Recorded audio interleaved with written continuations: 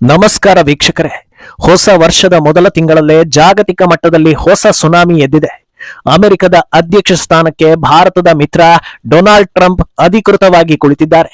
ಎಲೆಕ್ಷನ್ಗೂ ಮುನ್ನವೂ result ಬಂದ ನಂತರವೂ Trump ಹೇಳ್ತಾ ಇದ್ದಿದ್ದು ಒಂದೇ ಮಾತು: ಅಧಿಕಾರ ಹಿಡಿದ ಮೊದಲ ದಿನವೇ ಹಲವು ಕ್ರಾಂತಿಗಳಿಗೆ ಅಮೆರಿಕ ಸಾಕ್ಷಿ ಆಗುತ್ತೆ ಅಂತ. ಈ ಮಾತನ್ನ ಈಗ ನಿಜ ಮಾಡ್ತಾ ಇದ್ದಾರೆ. ಮೊದಲ ದಿನವೇ ಅವರು ಸಹಿ ಹಾಕಿರೋ ಪ್ರಮುಖ ಒಪ್ಪಂದಗಳ ಪೈಕಿ ಹಲವು ಇನ್ಮುಂದೆ ಅಜೆಂಡಾಗಳು, ಇನ್ನಿತರೆ ಕುತಂತ್ರಗಳಿಗೆ ದೊಡ್ಡ ಹೊಡೆತ ಕೊಡ್ತಾ ಇದೆ. ಅದರಲ್ಲೂ ಪ್ರಮುಖವಾಗಿ ಬಲ ಸಿದ್ಧಾಂತಕ್ಕೆ ವಿರುದ್ಧವಾಗಿ ಬೈಡನ್ ಸರ್ಕಾರದ ನಿಲುವುಗಳನ್ನ ಉಲ್ಟಾ ಮಾಡಿದ್ದಾರೆ. ಇನ್ನು ಟ್ರಂಪ್ ಆಗಮನದಿಂದ ಭಾರತಕ್ಕೆ ರಾಜತಾಂತ್ರಿಕವಾಗಿ ಜಾಗತಿಕ ಮಟ್ಟದಲ್ಲಿ ಹೇಗೆಲ್ಲ ಲಾಭಗಳಿವೆ, ಮುಂದಿನ ಟಾರ್ಗೆಟ್ ಏನು, ಇದೆಲ್ಲವೂ ಚರ್ಚೆ ಆಗ್ತಾ ಇದೆ. ಎಲ್ಲವನ್ನ ಒನ್ ಬೈ ಒನ್ ವಿವರಿಸ್ತಾ ಹೋಗ್ತೀವಿ. ಈ ವಿಡಿಯೋವನ್ನ ತಪ್ಪದೆ ಕೊನೆ ತನಕ ನೋಡಿ. ಅದಕ್ಕೂ ಮುನ್ನ ಮೀಡಿಯಾ ಮಾನ್ಸ್ಟರ್ ಚಾನೆಲ್ ಅನ್ನ ತಪ್ಪದೆ ಸಬ್ಸ್ಕ್ರೈಬ್ ಮಾಡಿ. ಎಸ್, ಅಮೆರಿಕದಲ್ಲಿ ಟ್ರಂಪ್ 2.0 ಆರಂಭವಾಗಿದೆ.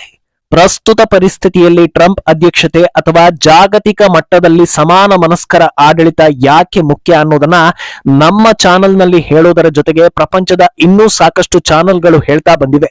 ಆಕ್ರಮಣಕಾರಿ ಸ್ವಭಾವ, ಕಟ್ಟರ್ ಬಲಪಂಥೀಯತ್ವ, ಅಮೆರಿಕ ಫಸ್ಟ್ ಅನ್ನೋ ಅಚಲ ನಿಲುವು ಹೊಂದಿರೋ ಟ್ರಂಪ್ ಕಳೆದ ಬಾರಿ ಸೋತು 1 ವರ್ಷ ಕಳೆಯೋದರ ಒಳಗೆ ಅಮೆರಿಕನ್ನರು ಪಶ್ಚಾತ್ತಾಪ ಪಟ್ಟಿದ್ರು. ಮತ್ತೆ ಟ್ರಂಪ್ ಬೇಕು ಅನ್ನೋ ಮಾತನ್ನ ಹೇಳಿದ್ರು. ಜನರ ನಾಡಿ ಮಿಡಿತ ಅರಿತಿದ್ದ ಟ್ರಂಪ್ ಅಮೆರಿಕವನ್ನ ಕಾಡ್ತಾ ಇರೋ ಮೂಲಭೂತ ಸಮಸ್ಯೆಗಳನ್ನ ವಾಶ್ ಔಟ್ ಮಾಡೋದಕ್ಕೆ ರೆಡಿಯಾಗಿ ನಿಂತಿದ್ರು. ಗೆದ್ದು ಕೆಲವು ತಿಂಗಳುಗಳ ಕಾಲ ಹಸಿದ ಹುಲಿಯಂತೆ ಕಾಯ್ತಾ ಇದ್ದ ಟ್ರಂಪ್ ಈಗ ಗದ್ದುಗೆಗೆ ಏರಿದ್ದಾರೆ. ಮೊದಲ ದಿನವೇ ಹೇಳಿದ್ದನ್ನ ಮಾಡಿ ತೋರಿಸಿ ವಿರೋಧಿಗಳ ಎದೆಯನ್ನ ಗಡ ನಡುಗಿಸಿದ್ದಾರೆ. ಅಮೆರಿಕದ 47ನೇ ಅಧ್ಯಕ್ಷರಾಗಿ ಅಧಿಕಾರ ವಹಿಸಿರೋ ಟ್ರಂಪ್ ಮೊದಲ ದಿನ ತೆಗೆದುಕೊಂಡ ನಿಲುವುಗಳ ಪೈಕಿ ಇನ್ಮುಂದೆ ಅಮೆರಿಕದಲ್ಲಿ ಗಂಡು ಹೆಣ್ಣು ಮಾತ್ರ ಅಧಿಕೃತ ಲಿಂಗ ಅನ್ನೋ ನಿಲುವು. ಇದು ಎಡ ಅಜೆಂಡಾಗಳನ್ನ ಸೃಷ್ಟಿಸುವವರಿಗೆ ದೊಡ್ಡ ಮಟ್ಟದಲ್ಲಿ ಹೊಡೆತ ಕೊಟ್ಟಂತಾಗಿದೆ. ಅಂದಹಾಗೆ LGBTQ ಅಥವಾ ಸಲಿಂಗಕಾಮ ಅನ್ನೋದು ಅವರವರ ವೈಯಕ್ತಿಕ. ಆ ಮನಸ್ಥಿತಿ ಇರುವವರನ್ನ ತಪ್ಪಿತಸ್ಥರು ಅಂತ ಹೇಳೋದಕ್ಕೆ ದೂರೋದಕ್ಕೆ ಅಧಿಕಾರ ಯಾರಿಗೂ ಇಲ್ಲ. ಆದ್ರೆ ಅವರನ್ನ ಅವರ ಪಾಡಿಗೆ ಬಿಟ್ಟು ಬಿಟ್ರೆ ಎಲ್ಲವೂ ಸರಿ ಹೋಗುತ್ತೆ. ಆದ್ರೆ ವ್ಯವಸ್ಥಿತವಾಗಿ ಅವರನ್ನ ಬೀದಿಗೆ ಇಳಿಸೋದು, ಚಳುವಳಿ ಹೆಸರಲ್ಲಿ ಅದನ್ನ ವೈಭವೀಕರಿಸೋದು, ಇದರ ಬಗ್ಗೆ ಗೊತ್ತು ಗುರಿ ಇಲ್ಲದ ಯುವಕರನ್ನ ಆ ಹಾದಿಗೆ ಬರೋದಕ್ಕೆ ಪ್ರೇರೇಪಿಸುವಂತ ಕೆಲಸಗಳು ಆಗ್ತಾ ಇರೋದು ಬೆಳಕಿಗೆ ಬಂದ ಬೆನ್ನಲ್ಲೇ ಈ ಮಹತ್ವದ ನಿರ್ಧಾರವನ್ನ ಕೈಗೊಳ್ಳಲಾಗಿದೆ.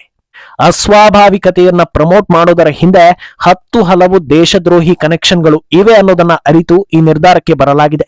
ಇದು ಜಾಗತಿಕ ಮಟ್ಟದಲ್ಲಿ ದೊಡ್ಡ ಇಂಪ್ಯಾಕ್ಟ್ ಮಾಡೋ ಎಲ್ಲಾ ಸಾಧ್ಯತೆಗಳಿವೆ. ಜಾಗತಿಕ ಮಟ್ಟದಲ್ಲಿ ಇನ್ನೊಂದು ಪ್ರಮುಖ ನಿಲುವು ಅಂದ್ರೆ ಅದು ವಿಶ್ವ ಆರೋಗ್ಯ ಸಂಸ್ಥೆ WHOಗೆ ಟ್ರಂಪ್ ಗುಡ್ ಬೈ ಹೇಳಿರೋದು. ಕೋವಿಡ್-19 ಸಾಂಕ್ರಾಮಿಕ ರೋಗ ಮತ್ತು ಇತರ ಅಂತಾರಾಷ್ಟ್ರೀಯ ಆರೋಗ್ಯ ಬಿಕ್ಕಟ್ಟುಗಳನ್ನ ಜಾಗತಿಕ ಆರೋಗ್ಯ ಸಂಸ್ಥೆ ಸರಿಯಾಗಿ ನಿರ್ವಹಿಸಿಲ್ಲ ಎಂದು ಟೀಕಿಸಿ ಅಮೆರಿಕ ವಿಶ್ವ ಆರೋಗ್ಯ ಸಂಸ್ಥೆ WHOನಿಂದ ಹೊರಬರೋದಾಗಿ ಅಧ್ಯಕ್ಷ ಡೊನಾಲ್ಡ್ ಟ್ರಂಪ್ ಘೋಷಣೆ ಮಾಡಿದ್ದಾರೆ.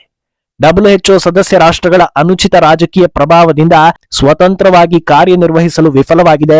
ಅಮೆರಿಕ ವಾರ್ಷಿಕವಾಗಿ ವಿಶ್ವ ಆರೋಗ್ಯ ಸಂಸ್ಥೆಗೆ $500 ಮಿಲಿಯನ್ ನೀಡ್ತಾ ಇದೆ.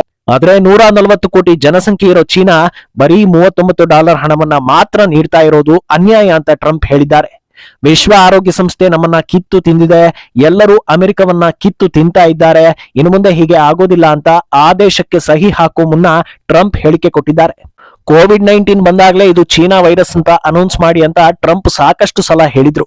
ಆದ್ರೆ WHO ಆ ಘೋಷಣೆ ಮಾಡೋದಕ್ಕೆ ಮೀನಮೇಷ ಎಣಿಸ್ತಾ ಇರುವಾಗ್ಲೇ ಸಾಕಷ್ಟು ಜನರಿಗೂ ಡೌಟ್ ಬಂದಿತ್ತು. ಈಗ ಟ್ರಂಪ್ ಈ ನಿರ್ಧಾರದ ಮೂಲಕ ಹೊಡೆತ ಕೊಟ್ಟಿದ್ದಾರೆ. ಇನ್ನು ಗಲಭೆಕೋರರಿಗೆ ಕ್ಷಮಾದಾನ ನೀಡಿರೋದು ಕೂಡ ಎಲ್ಲರ ಗಮನ ಸೆಳೀತಾ ಇದೆ. 2020 ಚುನಾವಣಾ ಫಲಿತಾಂಶವನ್ನ ರದ್ದು ಮಾಡಬೇಕು ಅಂತ ಟ್ರಂಪ್ ಬೆಂಬಲಿಗರು 2021 ಜನವರಿ 6ರಂದು ಕ್ಯಾಪಿಟಲ್ ಮೇಲೆ ದಾಳಿ ಮಾಡಿದ್ರು. ಈ ಪೈಕಿ ತಮ್ಮ 1500 ಬೆಂಬಲಿಗರಿಗೆ ಅವರು ಕ್ಷಮಾದಾನವನ್ನ ನೀಡೋ ಆದೇಶಕ್ಕೆ ಸಹಿ ಹಾಕಿದ್ದಾರೆ.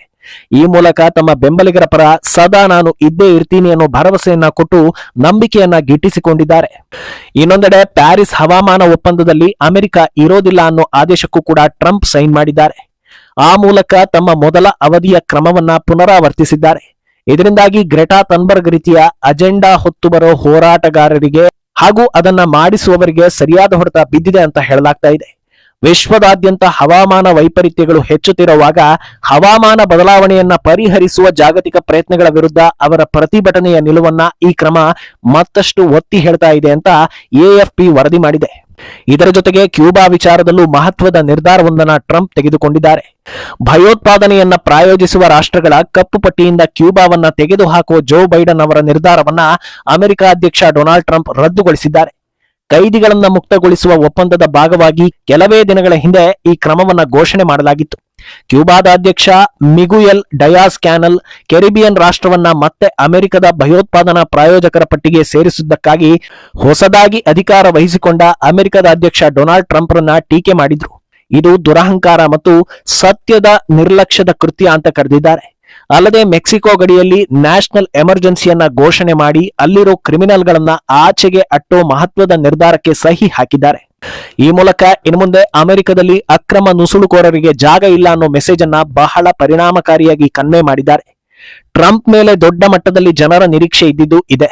ಈಗ ಅಕ್ರಮ ನುಸುಳುಕೋರರನ್ನ Trump millions of criminal aliens ಅಂತ ಕರೆದಿರೋದನ್ನ ನೋಡಿದ್ರೆ ಮುಲಾಜಿಲ್ಲದೆ ಕ್ರಮ ಜಾರಿಯಾಗುತ್ತೆ ಅನ್ನೋದರ ಹಿಂಟ್ ಸಿಗ್ತಾ ಇದೆ. ಬೈಡನ್ ಅಧಿಕಾರದಲ್ಲಿ ಮೂಲಭೂತವಾದಿಗಳ ಆಟೋಟೋಪ ಯಾವ ಮಟ್ಟಕ್ಕೆ ಹೋಗಿತ್ತು ಅಂದ್ರೆ ಅಮೆರಿಕದಲ್ಲೇ ಅವರ ಧ್ವಜವನ್ನ ಕಿತ್ತು ಹಾಕಿ ಪ್ಯಾಲೆಸ್ತೀನ್ ಧ್ವಜವನ್ನ ಹಾರಿಸಿ ಬಿಟ್ಟಿದ್ರು. ಇಷ್ಟಾದ್ರೂ ಅವರ ವಿರುದ್ಧ ಯಾವುದೇ ಕ್ರಮ ಕೈಗೊಳ್ಳದೆ ಅವರನ್ನ ಉಳಿಸಿಕೊಳ್ಳೋದಕ್ಕೆ ಕಮಲಾ ಹ್ಯಾರಿಸ್ ಹಾಗೂ ಬೈಡನ್ ಪ್ರಯತ್ನ ಪಟ್ಟಿದ್ರು. ಇದು ಮೂಲ ಅಮೆರಿಕರನ್ನ ಕೆರಳಿಸಿತ್ತು. ಇದಕ್ಕೆ ಈಗ ಟ್ರಂಪ್ ಸರಿಯಾಗಿ ಹೊಡೆತ ಕೊಟ್ಟಿದ್ದಾರೆ. ಅಕ್ರಮ ವಲಸಿಗರನ್ನ ಅಮೆರಿಕ ಹೇಗೆ ಹೊರಗಟ್ಟಲಿದೆ ಅನ್ನೋದು ಈಗ ಕುತೂಹಲ ಕೆರಳಿಸಿದೆ. ಇದರ ಜೊತೆಗೆ ಅಮೆರಿಕ ಆಡಳಿತ ವ್ಯವಸ್ಥೆ ಆರ್ಥಿಕ ಮಟ್ಟ ಸುಧಾರಿಸುವ ನಿಟ್ಟಿನಲ್ಲೂ ಸಾಕಷ್ಟು ಪರಿಣಾಮಕಾರಿ ನಿಲುವುಗಳನ್ನ ತೆಗೆದುಕೊಂಡಿದ್ದಾರೆ. ಈ ಪೈಕಿ ಬೈಡನ್ ಸರ್ಕಾರದ ಸಾಕಷ್ಟು ರೀತಿ ನೀತಿಗಳನ್ನ ಟ್ರಂಪ್ ರಿವರ್ಸ್ ಮಾಡಿರೋದು ಎದ್ದು ಕಾಣಿಸ್ತಾ ಇದೆ. ಏನೋ ಟ್ರಂಪ್ ಅಧಿಕಾರ ಸ್ವೀಕಾರ ಸಂದರ್ಭದಲ್ಲಿ ಪ್ರಧಾನಿ ಮೋದಿ ಹಾಜರಿರಲಿಲ್ಲ ಅನ್ನೋದು ಸುದ್ದಿ ಆಯ್ತು. ಆದರೆ ಕಾರಣಾಂತರಗಳಿಂದ ಪ್ರಧಾನಿ ಮೋದಿ ವಿಸಿಟ್ ಸಾಧ್ಯವಾಗಿರಲಿಲ್ಲ. ಭಾರತವನ್ನ ಪ್ರತಿನಿಧಿಸಿ ವಿದೇಶಾಂಗ ಸಚಿವರಾದ ಜೈಶಂಕರ್ ಭೇಟಿ ನೀಡಿದ್ರು. ಜೈಶಂಕರ್ರನ್ನ ಮೊದಲ ಸಾಲಲ್ಲಿ ಯುರೋಪ್ ದೇಶಗಳ ಅಧ್ಯಕ್ಷರು ಹಾಗೂ ಪ್ರಧಾನಿಗಳ ಮಧ್ಯೆ ಕೂರಿಸಲಾಗಿತ್ತು.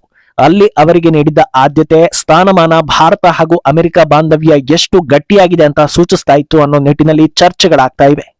ಇದರಿಂದಾಗಿ ಭಾರತದಲ್ಲಿರೋ ವಿಪಕ್ಷಗಳಿಗೂ ಕೂಡ ಪ್ರಧಾನಿ ಮೋದಿ ಟ್ರಂಪ್ ಪ್ರಮಾಣ ವಚನ ಕಾರ್ಯಕ್ರಮಕ್ಕೆ ಹೋಗಿಲ್ಲ, ಕಡೆಗಣನೆ, ಹಾಗೆ ಹೀಗೆ ಅಂತ ನೆಗೆಟಿವ್ ಹರಡಿಸೋದಕ್ಕೆ ಹೊಡೆತ ಕೊಟ್ಟಂತಾಗಿದೆ. ಇನ್ನು ಈಗ ಚರ್ಚೆ ಆಗ್ತಾ ಇರೋ ವಿಷಯ ಅಂದ್ರೆ ಭಾರತದ ಮುಂದಿನ ನಡೆ ಏನು ಅನ್ನೋದು. ಜಾಗತಿಕ ಮಟ್ಟದಲ್ಲಿ ಭಾರತಕ್ಕೆ ಸದ್ಯ ಬೇಕಾಗಿರೋದು, ಭಾರತೀಯರು ನಿರೀಕ್ಷಿಸ್ತಾ ಇರೋದು ಬಾಂಗ್ಲಾಗೆ ಹೊಡೆತ ಕೊಡೋದು.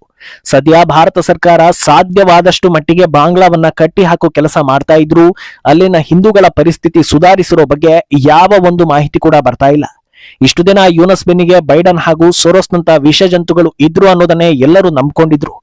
ಅದೇ ನಿಜವಾಗಿದ್ದಲ್ಲಿ ಇನ್ನು ಮುಂದೆ ಯೂನಸ್ ಆಟಾಟೋಪಗಳು ಹಂತ ಹಂತವಾಗಿ ಬಂದ್ ಆಗಬೇಕಿದೆ.